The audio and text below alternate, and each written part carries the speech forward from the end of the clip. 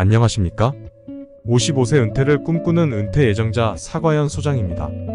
오늘은 은퇴의 준비 필수 요소인 연금에 대해 알아보겠습니다.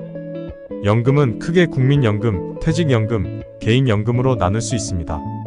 국민연금의 정식 명칭은 노령연금이라고 하는데, 이는 65세 이상 시 수령하게 되는 연금입니다. 이 연금에 대해서는 향후 이야기해보고요. 오늘은 금융상품 중에 가장 관심이 많은 연금저축과 퇴직연금인 IRP에 대해 알아보겠습니다.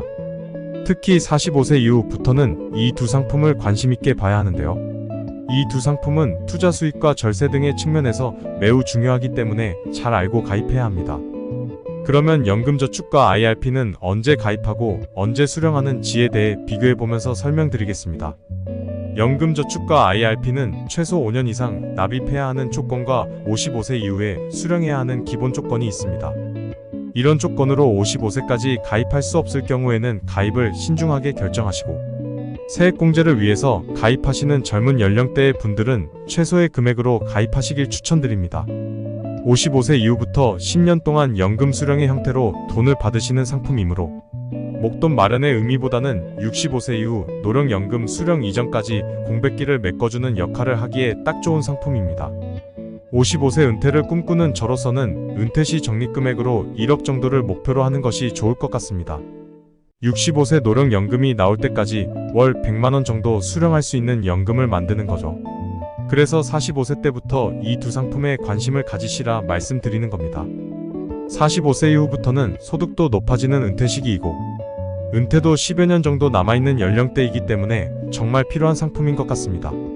연금저축 상품은 소득이 없어도 가입이 가능하나 IRP 가입 시에는 소득이 있는 분들만 가입이 가능합니다. 수수료의 측면에서는 연금저축이 유리하고 운용상품 등의 다양성에서는 IRP가 유리합니다. 그러나 IRP는 납입액의 70%까지만 위험자산에 투입할 수 있는 제한이 있고, 연금저축은 펀드 등의 위험자산에 100%까지 투입이 가능합니다. 그래서 이 두 상품을 연금 수령 이전까지는 각각 운용할 필요가 있습니다.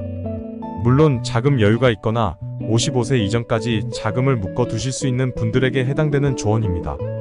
이 두 상품의 연금 수령 시 최초 5.5%에서 나이에 따라 3.3%로 분리과세를 적용하는 절세를 할 수 있습니다. 이때 연 1200만원까지만 적용받고, 만약 1200만원 초과 시에는 종합과세 또는 16.5% 분리과세 중에서 선택할 수 있습니다.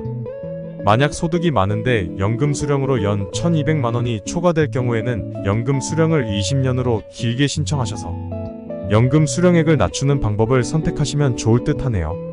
다음은 2023년도 바뀐 이 두 상품의 납입 한도에 대해 말씀드리겠습니다.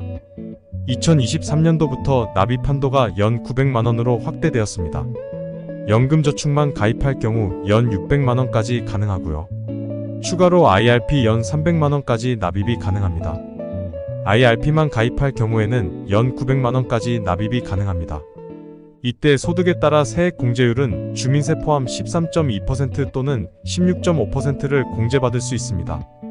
만 45세 이상이 되시면서 연 소득이 5,500만원을 초과하시는 분들 중 여유자금이 있으시면 세금 공제를 위해서라도 꼭 가입해 보시면 좋을 것 같습니다.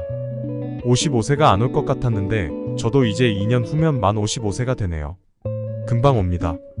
그런데 직장에서 퇴직연금을 가지고 계신 일반 직장인 분들 중에 45세 이상 되시는 분들, 곧 회사에서 퇴직하실 분들은 퇴직연금에 대해 공부를 좀 하셔야 합니다. 퇴직연금은 직장인들이 은퇴 후의 삶을 위해 마련하는 재정적 안정장치이기 때문이죠.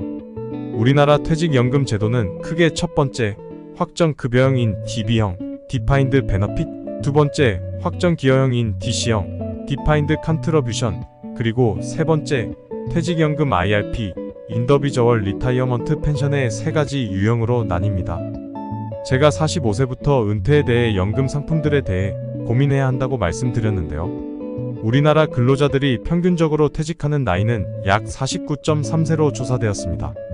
이는 법정 정년인 60세에 비해 상당히 낮은 수치입니다. 퇴직 사유 중 정년퇴직은 전체의 약 9.6%에 불과하며 나머지 대부분은 비자발적인 조기 퇴직으로 나타났습니다.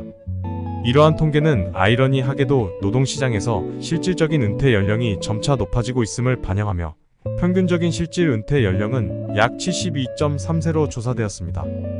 회사의 퇴직이 은퇴가 아니라는 점이 안타까운 현실입니다.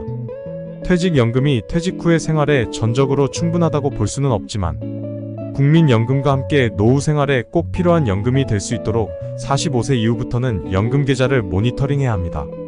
저도 5년 전부터 연금저축과 퇴직연금에 대해 금융기관 이전과 계좌 분리 등을 했고 계속 모니터링을 하고 있습니다. 은퇴를 꿈꾸는 예비 은퇴자님들은 꼭 어떤 연금을 준비하고 운용해야 하는지를 항상 고민하시기 바랍니다. 오늘 우리가 다뤘던 연금저축과 퇴직연금 그리고 IRP에 대한 정보가 여러분의 은퇴 준비에 도움이 되었기를 바랍니다.